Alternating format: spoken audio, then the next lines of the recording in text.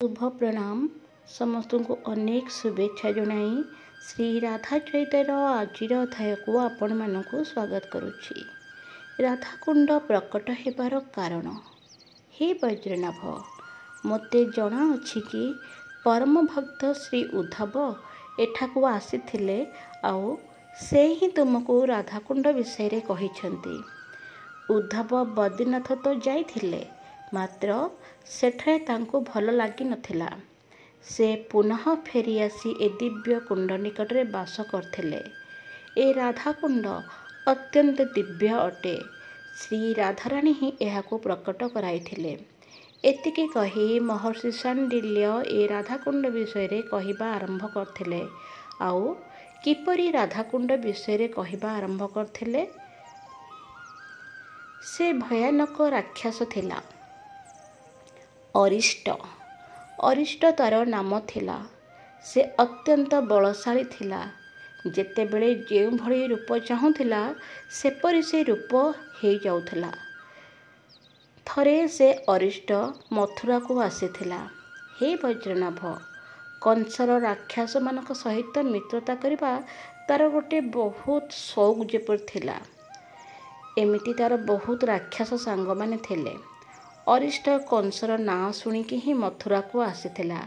कंस मध्य ताको बहुत भल भावे स्वागत करथिला एवं कथा कथारे ही कृष्ण को मारी दियो एही शब्द सबू ता कानरे पकाइथिला। मु बहुत कष्टरे अछि से कृष्ण पाई कही निजर कष्ट बांटिथिला कंस से राक्षस मित्र सह। मित्र, ए कृष्ण किए, केउंठी से रही थाए, ता विषय टिके कहिल बंधु। आउ मु थाउ थाउ तुमे दुखी मने करुछ। नंदगां कहिथिला कंस, श्यामर रंग अटे। से मयूर पंख लगाई थाए। कृष्ण नाम अटे तार। से नंदगां मुखियांक पुत्र अटे। एतिकी सबू राक्षस अरिष्ट पाई यथेष्ट ही थिला। मात्र तुमे केउ रूपरे जीवता पाखकू? तुमे तो कहिल कि से गो बालक अटे। तेबे मते देख मु कौन करुछि। एति कही राक्षस अरिष्ट गोटे षंढर रूप नहीं गला। षंढटी बहुत बड़ और शक्तिशाली रूप नहीं सारथिला। ताकू देखी कंस मध्य किछि समय पई डरी जाइथिला। जेतेबेले से तार मुनिया सिंह को हलाई दी बाट चलुथिला, लागुथिला जेपरी घन अंधार सहित बात्या आसीगला पे जणा पड़ुथिला। कंस देखिकी एसो बहुत खुशी थिला। जाओ मित्र जाओ, से कला कृष्ण को मारिकी आस। से अरिष्ट षंढर रूपरे गला नंदगां आड़को। गाई चराई फेरुछंती श्याम सुंदर। संध्यार समय थिला। आसी जाइथिले कृष्ण निज महल को। गाई मानकु बांधी देले गोशाला रे। माँ, बहुत भोक लागिलानी, किछि तो दियो खाइबा पाई। थकी जाइथिले कृष्ण। थकिबा तो स्वाभाविक थिला ना। सकाळ प्रहररू जाई आसेबे संध्या हेलानी। छोट पिला से। माँ जशोदा आनी देइथिले सर, लहुणी आउ रुटी। मात्र खाइया को इच्छा कले नहीं कृष्ण। प्रथमे माँ को कोଳରେ मुंड रखी किछि समय सोई पड़िले। मो पुओ, केते थकी जाउछि रे तू। मो पाद। माँ जशोदा कृष्ण पाद चापी देउथिले आउ कृष्ण आराम रे मुंड रखी माँ को कोଳରେ सोई पड़िथिले। ठीक सही समय रे कन्हई केही जणे भय शंकारे रही डाकुथिबार जणा पड़िला। कृष्ण शुणिले तो संगे संगे उठिकी बसी पड़ले। तू सोई पड़ तो, सकाळू एपर्यंत सेमानक संगे रहुचु, तथापि सेमानक दृष्टि से प्रति नाही। तू सोई पड़। किछि समय पर पुणी शब्द आसिला। कन्हई, अरे देख तो गोटे षंढ पशि आसी आम नंदगां रे। जोर पाटी रे मनसुख शब्द करथला। कृष्ण तत्क्षणात उठी बाहरिले बाहर को जीवा निमंते। अरे रोटी खाई तो खाइकी जा। ए बिना माँ जशोदा चिंतारे रहिले।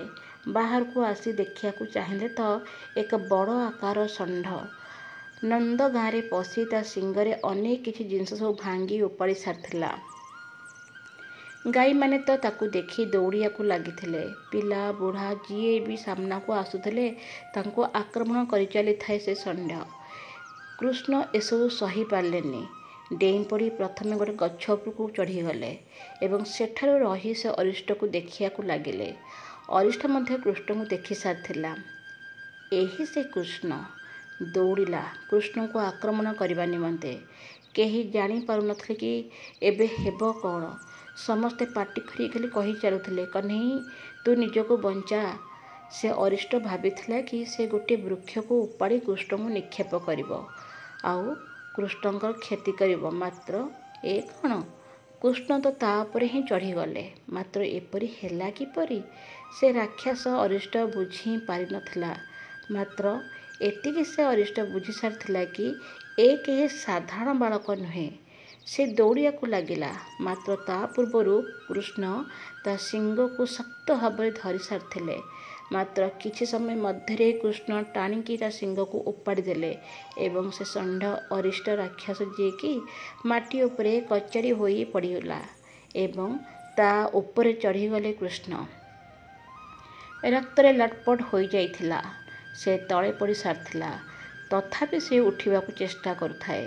କୃଷ୍ଣ ପୁଣି ଗୋଟେ ହାତରେ ପ୍ରହାର କଲେ ଯେ, ଆରେ ମାରିଦେଲୁ ତୁ ସେ ଷଣ୍ଢକୁ।